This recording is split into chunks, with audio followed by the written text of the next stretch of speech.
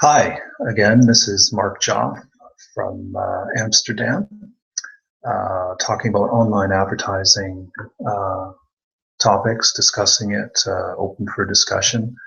This is the third video blog about managing high traffic publisher advertising ad stacks. So we call it high traffic publisher, online publisher has a lot of ad partners, and those ad partners fit in the priority of when they get an impression at a certain price, and we call that an advertising stack.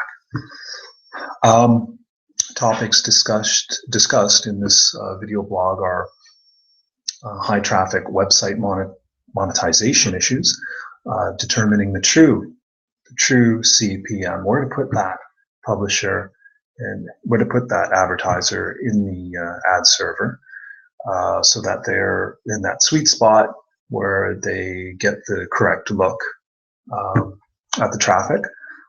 Questions to ask a media buyer before you start the campaign that makes things go a lot smoother. Real-time bidding, touch on that as it relates to server-side platform, something like OpenX or Dart for Publisher, and all from a publisher perspective, a publisher advocate.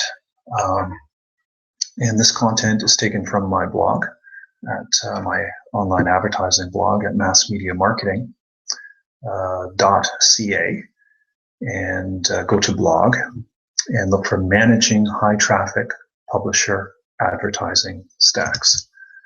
So to begin, if you're watching this and you're a small online publisher, you may have one or more advertisers that advertise on your site and that you drive revenue from. Could be AdSense. So there's not really a lot of managing to do. So you don't need an online advertising department with a limited ad stack of a couple advertising partners. That advertising revenue can still add up, surely. But there's not much juggling you have to do, setting priorities, following up with which media and this type of thing. So once you start to get more traffic and maybe other verticals or websites, and as your website traffic grows and your visitors grow and repeat visitors, media buyers will contact you with offers and promises and many types of buying models. How to buy online advertising, things like CPM, cost per thousand. They may want to work on that, or CPC, cost per click. Most people know what that is, or CPI, cost for download, or CPA, cost per acquisition, or a rev share, or revenue share. And what does it all mean? This blog post is not going to go into all those types of questions. On a previous blog, I can talk about those types of things. Rather, we're going to talk about the day-to-day management of the high traffic website and publisher networks, which by nature have very complicated advertising stacks, and how to adjust to those shifting priorities, questions to ask. If you have questions about how to grow your online advertising revenue and are a growing online publisher, feel free to schedule a half-hour consultation with me, Mark. So managing high traffic ad stack. When you have millions of visits and billions of monthly impressions, the level of traffic and ways to best monetize all that premium ad space and ad inventory can be a challenge. So, and a great opportunity too. All the advertising partners are competing on their clients' behalf for the best impression or first crack or first look at your inventory, so that they can decide in a microsecond whether to serve an appropriate ad or to pass it up, give it to another advertiser. So usually the ad server software is supposed to take care of that type of, and it does.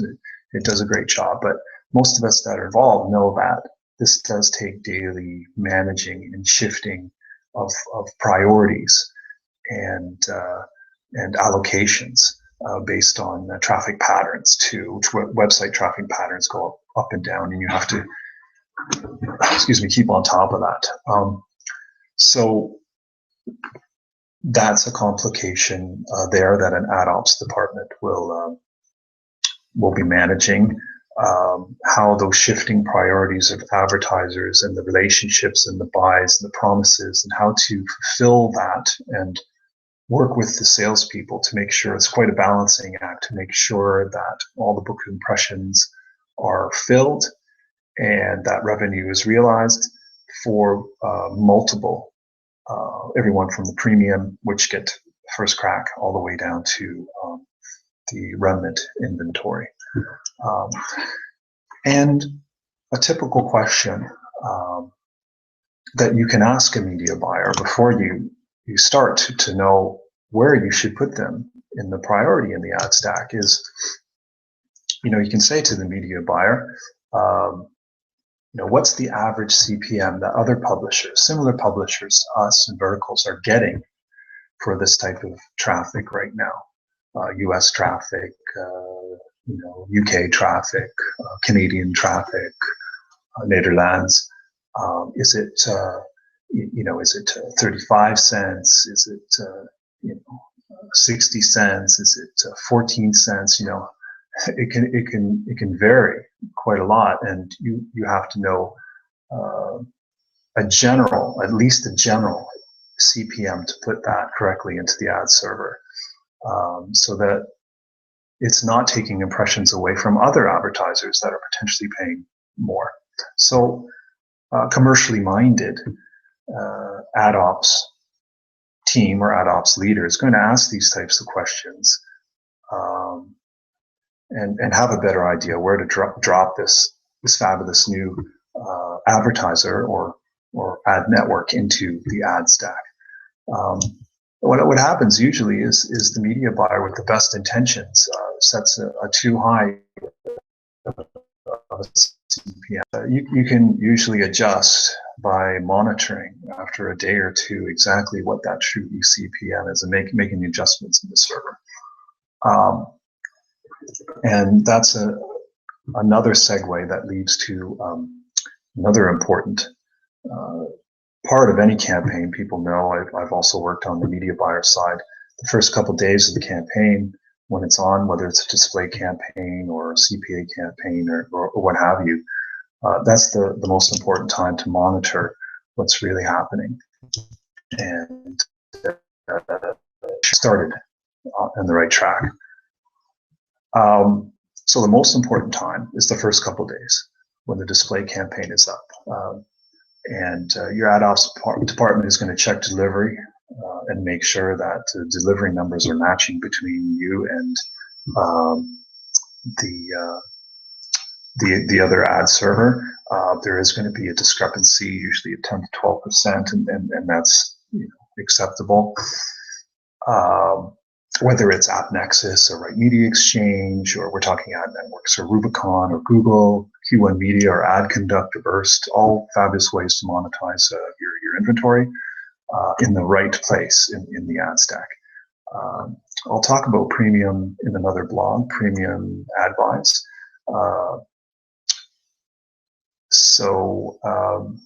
The other way to monetize some of your remnant inventory, which is rather a new thing, like since 2012, when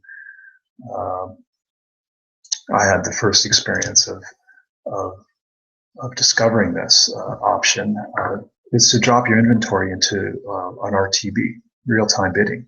So all the ad inventory on your site, if it's set up properly and you have a really good server-side platform like OpenX or Dart for publishers, you can fill all your remnant inventory and nothing is left on the table unearned. And the way to do this is that you can set certain campaigns that they can be actually bid on